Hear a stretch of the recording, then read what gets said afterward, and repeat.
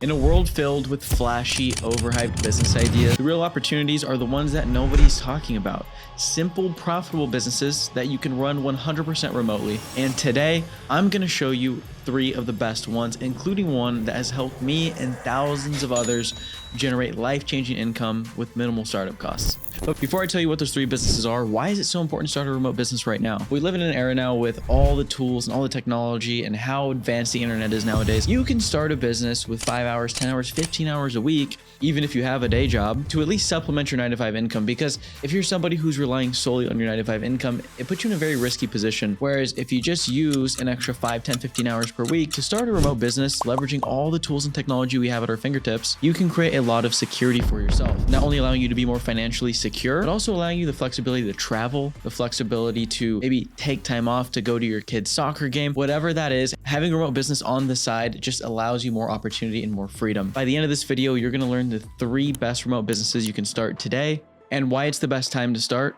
Then I'm going to explain why remote businesses are the best opportunity to take advantage of going into 2025. Then I'm going to give you a step-by-step blueprint on how to get started with my favorite remote business that's not only changed my life, but helped thousands of others generate life-changing income. The first business, which is not really a business, it's more of a skill or a job, but hear me out, it's remote sales or high-ticket sales. Now, what is remote sales or high-ticket sales? All this is selling packages for course creators, consultants, coaches, and marketing agencies.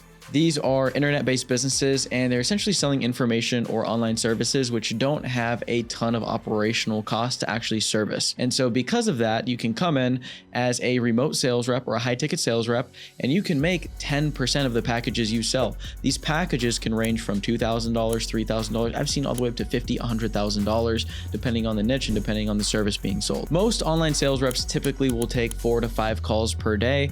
Now, let's say that each of these calls you're offering a $5,000 package. Most online sales reps will typically close between 20 and 40% of all calls that show up. And so if you're taking 5 calls a day, you can expect to be making 10% of this $5,000 package. If you close 1 or 2 a day, that means you'd be making anywhere between $500 to $1,000 a day. The pros of this are you can work from your laptop, you can travel anywhere you want. If you're good and you can close a lot of people, that's when you start to get seniority and you start to pick your own schedule. I know sales reps that are making 20K, 30K, 50K a month. They take a few calls per day and then they do whatever else they want, because when you provide that much value to a business and you collect that much cash for a business, you typically get treated like royalty. However, learning the skill of sales, while it's not that difficult, there is a high ceiling. And not only that, but you're going to have to find a reputable company to actually go and sell for, because I'm sure you've been hit with the ads and you've seen the gurus who sit there and promise the world. And if you're a sales rep who wants to go work for one of those companies, okay, whatever, but you're not going to have conviction in the product. And if you don't have conviction in the product, you're not going to be able to sell it. A lot of these people promise the world, but don't actually deliver on the thing that they market in their ads. And so finding those good programs, good courses, good services is actually very difficult. Not only that, but people in the online course selling space, the consulting space, they don't typically last a long time because they're constantly in the game of selling. And eventually when the fad wears off, the sales reps that are working for that company don't make as much money. Business number 2 is a marketing agency. Now, what is a marketing agency? A lot of different businesses need help generating leads. And there's a lot of different types of agencies that you can do. There's Facebook ad agencies, there's Google ad agencies, there's YouTube ad agencies, there's short form content agencies. Why I really like this business is because you can charge high ticket retainers, right? There's short form content agencies out there that charge anywhere from $3 grand, $5 grand, $10 grand a month to film content, script it for you so you can film it, and then they're going to chop it up, edit it, and post it for you. You can take that content, you can post it on the internet, and then that content's going to generate you leads, which will then provide an ROI for the agency, right? That's the whole idea. However, what I don't like about this business is a lot of people will preach about it saying this is the best business to start. Go start an SMMA, go start a marketing agency. But the problem is you have to be very good at what you do because you're competing against some of the best marketers in the world. So if you don't actually have the skill in the Google ads, the Facebook ads, chopping up and editing the short form content, you're just going to be constantly hunting for new customers all the time. And that's the biggest problem of why marketing agencies cannot grow, is because they can't retain their customers. And that is the fundamentals of business. Business number 3, which is my favorite, it's a remote house cleaning business. What is a remote house cleaning business? It's a house cleaning business that you can run remotely from anywhere in the world. It's exactly as how it sounds. How do you actually run a house cleaning business from anywhere in the world? You hire contractors instead of W-2 employees, because the contractors already have all the training, the equipment, the know-how to go out and do the jobs. So you can start the business, never have to do any cleaning yourself, never pick up a mop, never pick up a broom. Create a solid business that has recurring revenue built in. If done right, you can get to your first 10K, 20K, 30K a month in revenue in as little as 2, 3, 6 months, but you take home 30 to 40% of that revenue without having to lift a finger. And why I like this business is because there's recurring revenue baked into it. It's not hard to deliver service on a house cleaning business, unlike a marketing agency, where as long as you do a good job at recruiting your cleaners and you do a good job the first time on the clean, the customer is going to call you back. The cons of this business is that it is a recruiting business. Now, like I said, every business is technically a recruiting business because you're always attracting talent, but in this business, you're talking to cleaners. When you recruit contractors, they end up making $25 to $35 an hour as opposed to the average W-2 house cleaner making $16 an hour.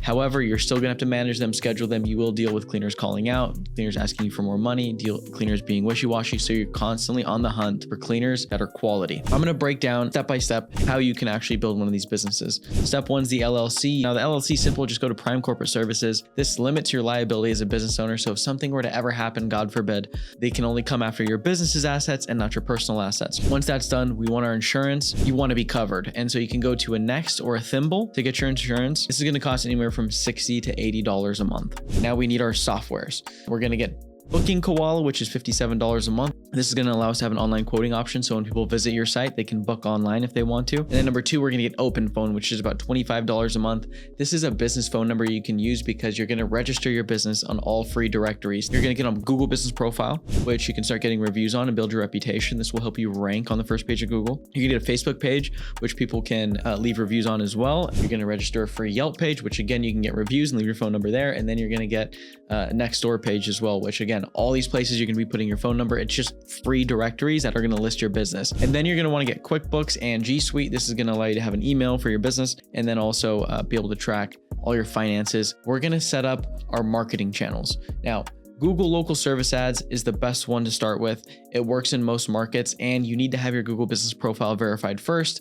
And then you got to go through the verification process to set up Google Local Service Ads. You're going to want to start joining all the local Facebook and Nextdoor groups. Then you're going to want to make an Indeed account because this is how you're going to hire your cleaners. We're going to look for specific things when we're hiring these cleaners. The big three are: number one, do they have their own transportation? Number two is you want to make sure they have their own cleaning equipment because you don't want to have to come out of pocket for equipment. And then number three, they have at least a year of cleaning experience. They have those three things. Bring them to an interview on a Google Meets or a Zoom. And then if they seem like a good fit, make them an offer and background check them using a company called Checker. This is going to check if they have criminal background. You don't want to send criminals into your customers' homes. And then get a friend or a family member and ask them if they want a free clean.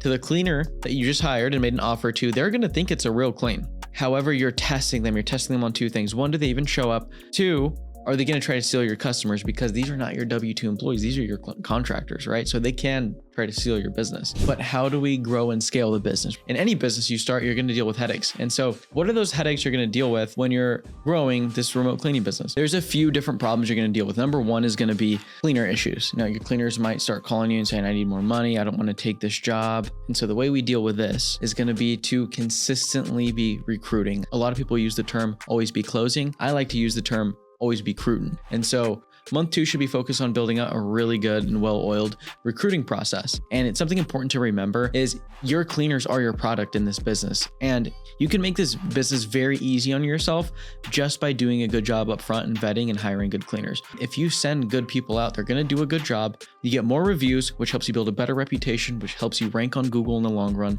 It gives you more referrals, which gives you customers for free because you now turn one customer to 2, 3, 4, 5 customers. And then they book again, which means you're getting the customer that you already paid for to pay you even more money, increasing the lifetime value of your customers. And so coming into month 3, month 4, I'm going to focus on hiring a virtual assistant overseas from somewhere like the Philippines, Pakistan, or Mexico to start answering the phone calls for me. I'm going to start staffing up my team so I can start to automate the business a little bit.